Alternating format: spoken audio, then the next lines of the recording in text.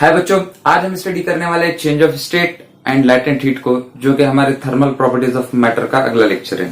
तो चलिए स्टार्ट करते हैं। कंसीडर करो बच्चों कि हमारे पास एक आइस है, ठीक है, बर्फ है। एक ग्राफ ड्रॉ करेंगे हम, उस ग्राफ के थ्रू हम इसको समझेंगे। तो कंसीडर करो कि ये टेम्परेचर स्केल है, ये वाई इस एक्सिस के ऊपर हम टेम्परेचर शो करें डिग्री सेल्सियस के अंदर, ठीक है। और एक्स एक्सिस के ऊपर ये जो एक्सिस है हमारा, ये कंसीडर करते हैं कि इस एक्सिस के ऊपर हम हीट सप्लाई कर रहे हैं, ठीक है। ये हमारा टेम्परेचर है वाई एक्सिस के ऊपर, और एक्स एक्सिस के ऊपर, इस एक्सिस के ऊपर हमारा क्या है, हीट है। इस तरफ टेम्परेचर इंक्रीज होगा और इस तरफ हीट सप्लाई इंक्रीज होते रहेगी, ठीक है। अब हमने क्या किया कि एक आइस लिया है और कंसीडर करो कि आइस माइनस टेम्परेचर पर है। तो कंसीडर करते हैं कि आइस यहाँ पर -4 डिग्री सेल्सियस टेम्परेचर पर है, और अब हम हीट सप्लाई कर रहे हैं आइस को। तो हमें पता है आइस क्या करेगा बच्चों, अपने टेम्परेचर को इंक्रीज करेगा। टेम्परेचर को इंक्रीज करेगा, यहाँ पे 0 डिग्री सेल्सियस है ये वाले एक्सिस। ये टेम्परेचर को इंक्रीज करते जाएगा, करते जाएगा, करते जाएगा, और कब तक इंक्रीज करेगा वो 0 डिग्री सेल्सियस तक इंक्रीज करेगा। तो यहाँ पे 4 डिग्री सेल्सियस आइस है और यहाँ पर हो गया ये 0 डिग्री सेल्सियस आइस, ठीक है बच्चों। इसके बाद क्या होगा, तो इसके बाद आइस का कन्वर्जन स्टार्ट होगा। आइस अपना कन्वर्जन शुरू करेगा काय के अंदर बेटा, वाटर के अंदर, लिक्विड के अंदर। सॉलिड आइस कन्वर्ट होगा लिक्विड वाटर के अंदर। तो देखो बच्चों, जब आइस को कन्वर्ट होना है वाटर के अंदर, तब भी उसको कुछ हीट एब्जॉर्ब करना पड़ेगी, हीट लगेगी अपनी स्टेट को चेंज करने के लिए, ठीक है। Solid state to liquid state में कन्वर्जन के लिए कुछ अमाउंट ऑफ हीट लगेगी। समझ आ रही बच्चों बात। तो फिर ये यहां पर क्या करेगा, हीट को एब्जॉर्ब करेगा। और 0 डिग्री सेल्सियस आइस बेटा ये कन्वर्ट हो जाएगी 0 डिग्री सेल्सियस वाटर के अंदर। समझ आ रही है बच्चों बात। देखो, -4 डिग्री सेल्सियस आइस को हीट किए तो वो कहां तक कन्वर्ट हुआ, 0 डिग्री सेल्सियस ऑफ आइस में कन्वर्ट हुआ। फिर 0 डिग्री सेल्सियस ऑफ आइस को हीट कर रहे हैं तो वो में कन्वर्ट होगा 0 डिग्री सेल्सियस ऑफ वाटर के अंदर कन्वर्ट होगा। समझ आ रहा। बाद में इनको हम देखेंगे किसको क्या कहते हैं। इसके बाद फिर हमने क्या किया, 0 डिग्री सेल्सियस ऑफ वाटर को हीट करना स्टार्ट किए बच्चों। फिर हीट कर रहे हैं, हीट करते जा रहे, करते जा रहे, इसकी टेम्परेचर इंक्रीज हो रहा है। टेम्परेचर इंक्रीज हो रहा है और कहां तक इंक्रीज होगा बच्चों, 100 डिग्री सेल्सियस तक इंक्रीज होगा इसका टेम्परेचर। और यहां पर 100 डिग्री सेल्सियस ऑफ वाटर, ये 0 डिग्री सेल्सियस ऑफ वाटर, और यहां पे बन जाएगा क्या बच्चों, 100 degree Celsius of water. Water का टेम्परेचर इंक्रीज हो गया 100 डिग्री। अब हमको पता है 100 डिग्री सेल्सियस पे क्या होता है, वाटर स्टार्ट बॉइलिंग। वाटर क्या करेगा, अपना जो है स्टेट को चेंज करेगा, ठीक है। लिक्विड स्टेट से वो गैसियस स्टेट के अंदर जाएगा और वहां पे हमें वेपर मिलेगा, वाटर वेपर, या जिसे हम स्टीम कहेंगे। तो फिर जैसे क्या होगा, वो 100 degree Celsius water heat absorb करना स्टार्ट करेगी बच्चों, और यहाँ पे हमें मिलेगा 100 डिग्री सेल्सियस पर स्टीम मिलेगी, या फिर हम वेपर कहेंगे, ठीक है, गैसियस फॉर्म के अंदर मिला। और फिर अगेन अगर हम इसको हीट सप्लाई करते हैं तो इस तरफ इसका टेम्परेचर इंक्रीज होना स्टार्ट होगा, ठीक है। और यहाँ पर स्टीम का टेम्परेचर इंक्रीज होगा। ये था change of state, change of state. तो हम देख रहे हैं बच्चों यहाँ पे कि 0 degree Celsius of ice convert हो रही है 0 डिग्री सेल्सियस ऑफ वाटर पे। और यहाँ पर देखो ये जो लाइन है हॉरिजॉन्टल है, मींस यहाँ पर टेम्परेचर सेम है, 0 degree Celsius ice and 0 degree Celsius of water है। मतलब यहाँ पे आइस का कन्वर्जन लिक्विड वाटर के अंदर हो रहा है, या फिर वाटर का कन्वर्जन कई के अंदर हो सकता है बच्चों, आइस के अंदर हो सकता। तो देखो बच्चों, अगर आइस कन्वर्ट होकर हमें वाटर मिलता है तो इस प्रोसेस को कहते हैं, इस प्रोसेस को कहते हैं मेल्टिंग। आइस कन्वर्ट हो रही है, आइस हीट एब्सॉर्ब कर रही है, और क्या बन रही है बच्चों, वाटर बन रहा है। तो इसको कहते हैं melting. If the solid is converted to liquid, solid का कन्वर्जन अगर लिक्विड में होता है तो उस प्रोसेस को कहते हैं बच्चों मेल्टिंग, उस प्रोसेस को कहते हैं मेल्टिंग। वहीं पर बच्चों अगर वाटर को कन्वर्ट किया जाता, वाटर को कन्वर्ट किया जाता आइस के अंदर, यानी liquid is converted into solid. Liquid का कन्वर्जन सॉलिड के अंदर हो रहा, लिक्विड हीट को रिलीज करेगा और सॉलिड बनाएगा। तो इस प्रोसेस को कहते हैं बच्चों फ्यूजन। ठीक है, इस प्रोसेस को क्या कहते हैं? फ्यूजन कहते हैं। इसी तरीके से देखो यहाँ पे बच्चों क्या होगा, वाटर का कन्वर्जन स्टीम में हो रहा है, वाटर का कन्वर्जन स्टीम में हो रहा है, means liquid is converted into gas, liquid is converted into gas. तो यहाँ पे लिक्विड का कन्वर्जन अगर गैस के अंदर होता है, स्टीम के अंदर होता है, तो इसको कहते हैं बच्चों वेपोराइजेशन। इस प्रोसेस को क्या कहते हैं? वेपोराइजेशन कहते हैं। समझ आ रही बात? वहीं पर अगर देखो लिक्विड हीट एब्जॉर्ब करेगा, गैस में कन्वर्ट होगा, वेपर फॉर्म होंगे वो वाटर के, तो उसको कहेंगे वेपोराइजेशन। वहीं पर अगर गैस का कन्वर्जन, देखो बहुत ही आसान तरीके से समझो, गैस का कन्वर्जन होता है लिक्विड के अंदर। गैस का कन्वर्जन क्या होता है बच्चों? लिक्विड के अंदर। तो इस प्रोसेस को कहते हैं कंडेंसेशन। ठीक है, गैस हीट को रिलीज करेगा और लिक्विड के अंदर कन्वर्ट हो जाएगा, उस प्रोसेस को कहेंगे कंडेंसेशन। कोई डाउट है बच्चों यहां पे? क्लियर है यहां तक? अच्छा देखो, अभी ये प्रोसेस तो अब हमने देख लिए। अब देखो यहां पर हमें पता है कि जब दो बॉडीज का टेम्परेचर सेम होता है तो उसे थर्मल इक्विलिब्रियम कहते हैं। If the bodies have same temperature, उसे हम थर्मल इक्विलिब्रियम कहते हैं। अब देखो यहां पर ये जो 0 डिग्री सेल्सियस आइस कन्वर्ट हो रहा है 0 डिग्री सेल्सियस ऑफ वाटर के अंदर, मतलब solid phase and liquid face दोनों काय में बच्चों? थर्मल इक्विलिब्रियम में। तो याद रखना, इफ सॉलिड स्टेट या फिर सॉलिड फेस कहो, solid phase and liquid phase are in thermal equilibrium. Thermal equilibrium का मतलब क्या है बच्चों? टेम्परेचर सेम होना चाहिए, टेम्परेचर कांस्टेंट, उसे हम थर्मल इक्विलिब्रियम कहते हैं। Temperature constant, no heat transfer. ठीक है, तो टेम्परेचर डिफरेंस की वजह से हीट ट्रांसफर नहीं होगी, तो हीट तो एब्जॉर्ब कर रहा है। तो टेम्परेचर अगर सेम होता है तो उसे हम क्या कहते हैं? Thermal equilibrium. तो if solid phase and liquid phase are in thermal equilibrium then the point is called melting point.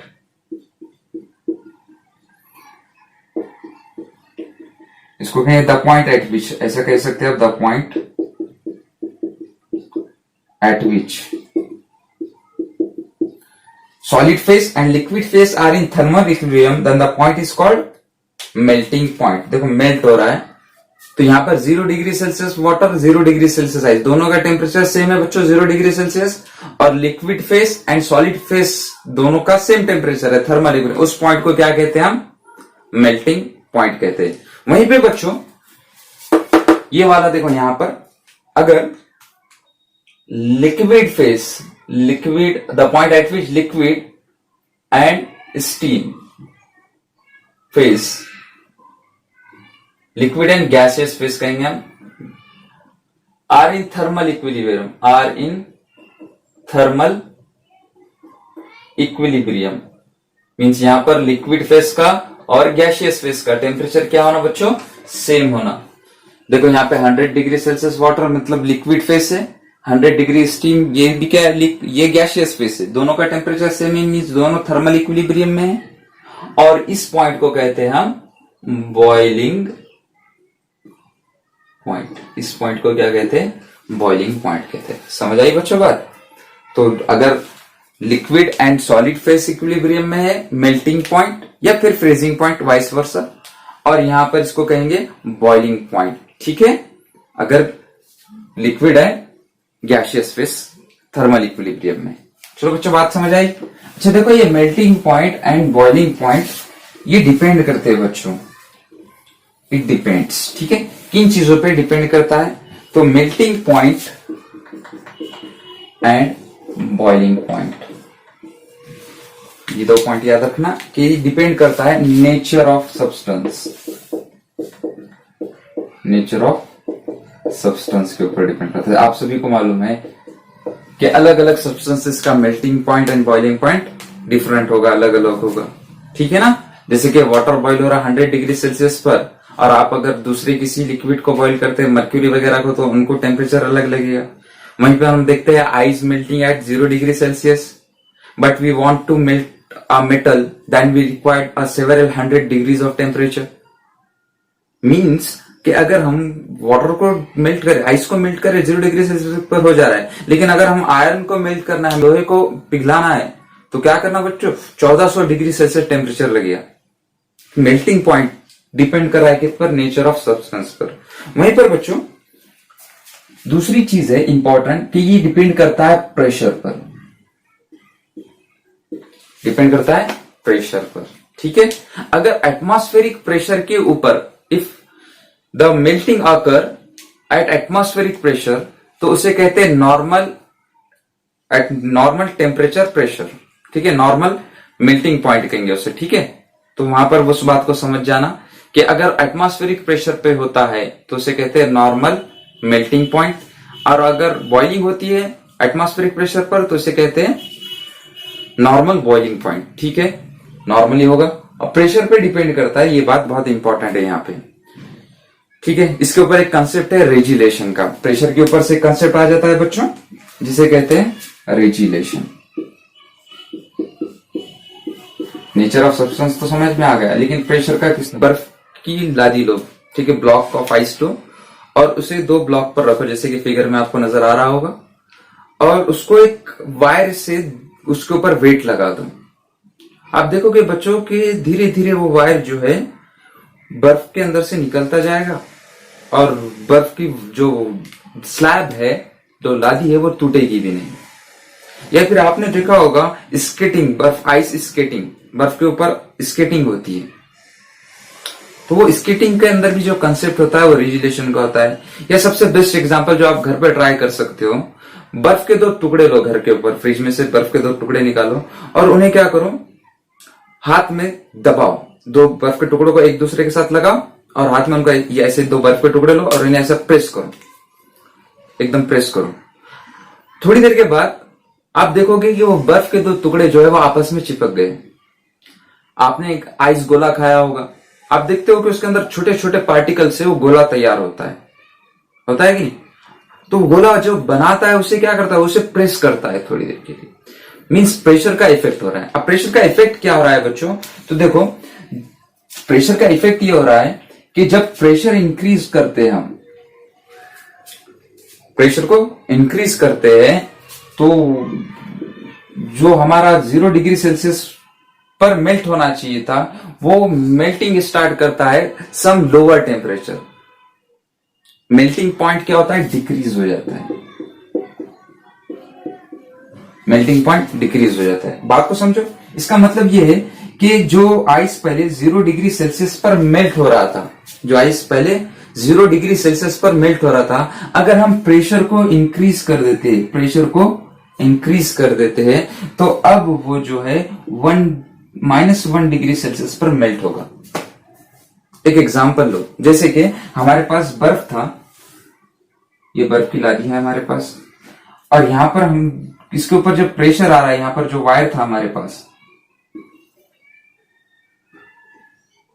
ठीक है, यहां पर इसके ऊपर जो वायर हमने लटकाया हुआ था, जैसे कि फिगर में आपने देखे कि ये वायर, तो बच्चों वायर क्या करेगा, वायर के ऊपर वेट लगा हुआ है, और वेट लगने की वजह से इसके ऊपर ये जो वायर है, इसके एग्जैक्टली नीचे क्या होगा, प्रेशर बढ़ेगा कि नहीं प्रेशर। और उस प्रेशर की वजह से जो आइस हमारा 0 डिग्री सेल्सियस पर सॉलिड था, मेल्ट होने वाला था, वो अब कहां पे मेल्ट होगा, -1 डिग्री सेल्सियस पर। और क्या होगा, जस्ट ये इसके नीचे चला जाएगा, वायर नीचे चला जाएगा, ऊपर फिर पानी आ जाएगा।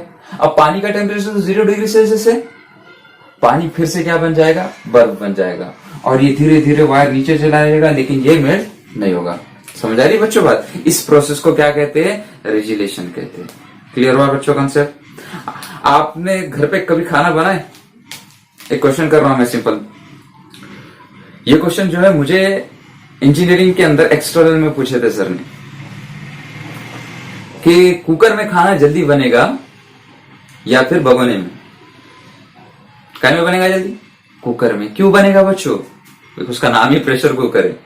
तो होता क्या है बच्चों, प्रेशर कुकर के अंदर जो हमारा बॉइलिंग पॉइंट है वो भी तो इंक्रीज होगा, ठीक है। तो जो हमारा वाटर 100 डिग्री सेल्सियस पर बॉइल होने वाला था वो 100 डिग्री सेल्सियस पर नहीं बल्कि कहां पे बॉइल होगा? 100 डिग्री सेल्सियस से ज्यादा temperature, for example 102 degree Celsius temperature पर वो बॉइल करेगा, यानी कि वो ज्यादा हीट को स्टोर करेगा। और जब हम उसके अंदर खाना बनाएंगे, चावल डालेंगे, तो वो नॉर्मली कहां पे पकता था? 100 डिग्री सेल्सियस पर, लेकिन कुकर के अंदर वो कहां पर बनेगा? 102 डिग्री सेल्सियस पर। तो जाहिर सी बात है, ज्यादा एनर्जी ले रहा है तो जल्दी बन जाएगा खाना। क्लियर है? तो ये कंसेप्ट कहां पे है? रेजुलेशन के अंदर। ऐसे स्केटिंग की एग्जांपल में देखो क्या होता है बच्चों, कि जब स्केटर होता है तो एकदम सॉलिड है, बीच में कोई लुब्रिकेशन है तो स्लाइड कर पाएगी क्या? नहीं। हमको चाहिए कि स्लाइडिंग जब भी हो हमें क्या है? फ्रिक्शन मिनिमम होनी चाहिए, तभी तो स्लाइड कर पाएगा।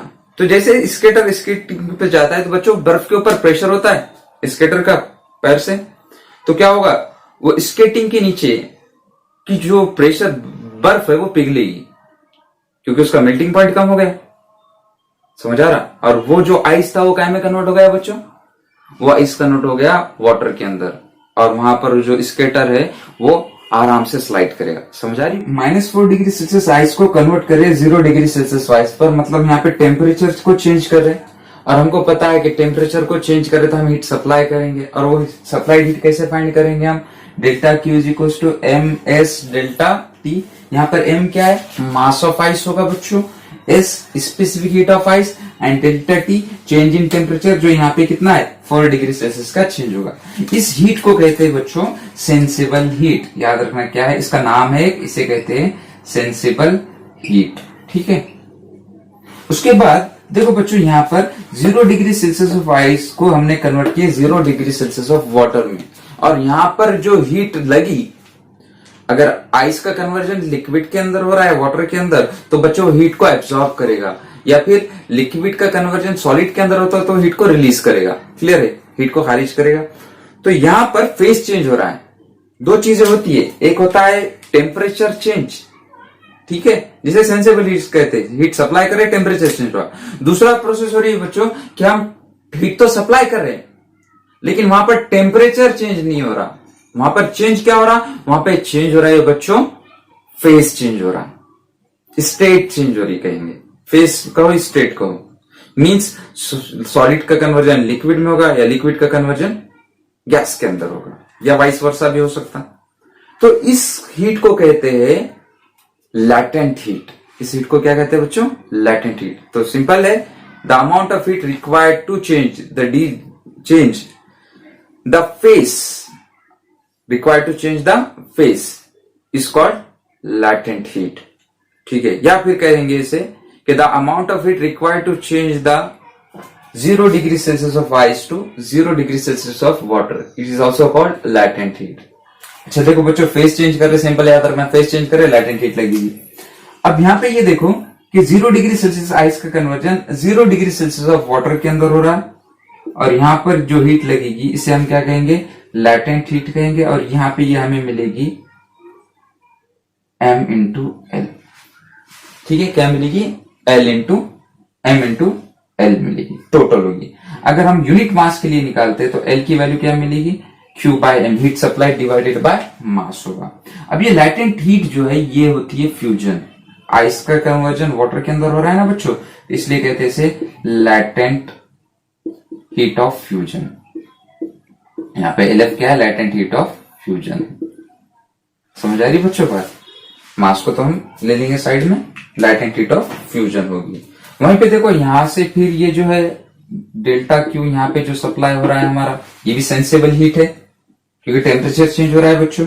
और यहाँ पे होगा M S डेल्टा टी, वही होगा MS डेल्टा टी। अच्छा देखो बच्चों, ये M की वैल्यू क्या है यहाँ पे? तो M जो है मास ऑफ वाटर होगा, वाटर, फिर S वाटर का होगा, और राइजिंग टेम्परेचर होगा। अच्छा यहाँ पे देखो 100 degree Celsius of water convert हो रहा है 100 डिग्री सेल्सियस स्टीम, मतलब फेस चेंज हो रहा है, कौन आएगी?